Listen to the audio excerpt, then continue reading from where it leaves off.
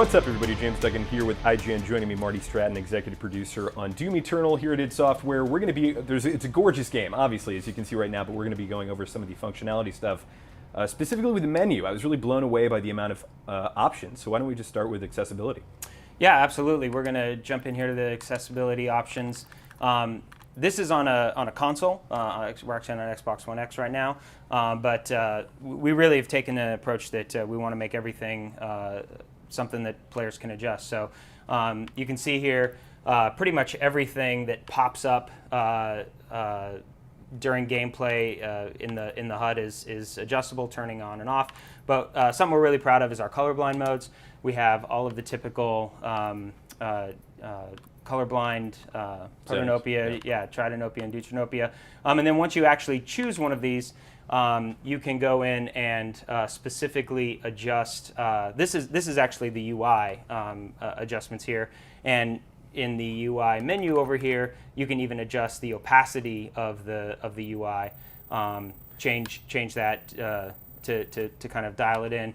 But if you go to the video settings under accessibility, we actually have colorblind rendering modes as well. So not only can you do the UI, you can change the rendering for also protanopia, and then change, it opens up the intensity, strength, contrast, because we know people have different strengths of those of colorblindness. So you can really dial it in to exactly what you want. Something else under controls, in 2016, we basically just gave you some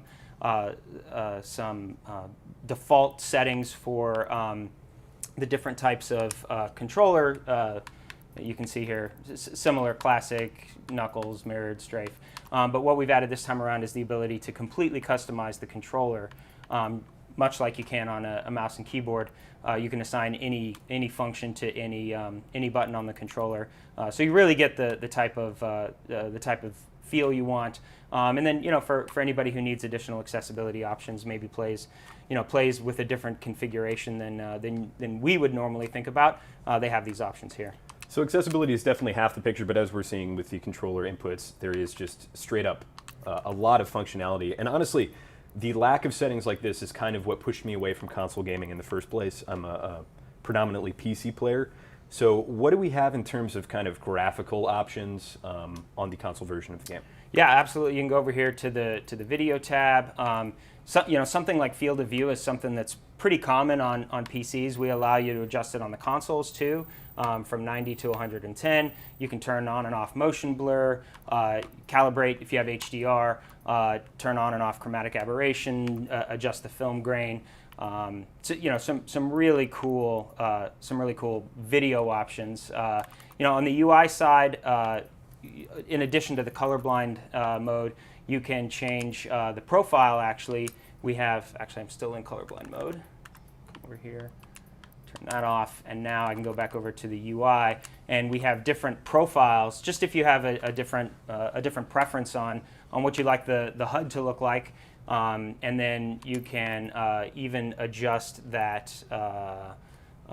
Where is it? HUD opacity. So you could kind of come to this gray and red profile, adjust the opacity down, and you can kind of see in the game now. It's much lighter.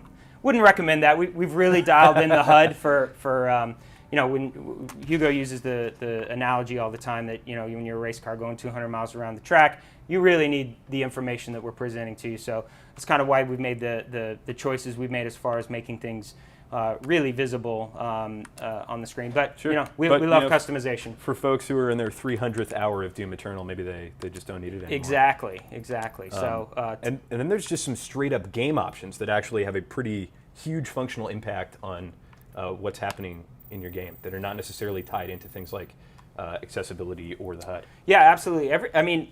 If there's, as I just told you, if there's something that you find while you're playing the game that you can't turn on or off, let us know, because it was an omission.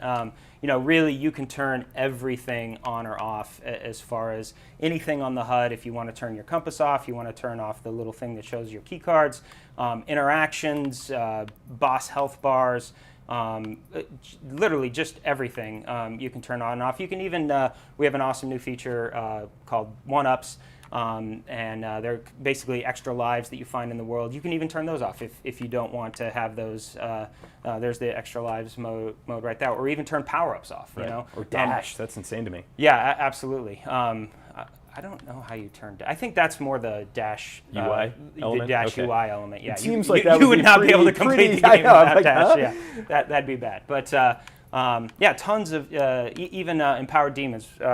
Empowered demons is kind of this cool passive feature where if a demon kills one of your friends or somebody in the world, then that same demon in your game may become empowered, and if you kill it, you get an extra bounty. You see the name of the player above that demon that they killed. If you don't want that happening in your game and you just want literally the straight gameplay that the designers had in there, you can turn that off. So literally, I mean, we've really taken the approach of giving players a ton of customization and allow them to do just about anything they want to with the game. Fantastic. That's really attractive, especially as somebody who's gotten used to this suite of options on PC. To see this kind of thing on console is really, really cool. So on IGN this month, you can see a lot more Doom Eternal coverage, including a full preview. So make sure you don't go anywhere. Keep it locked right here on IGN.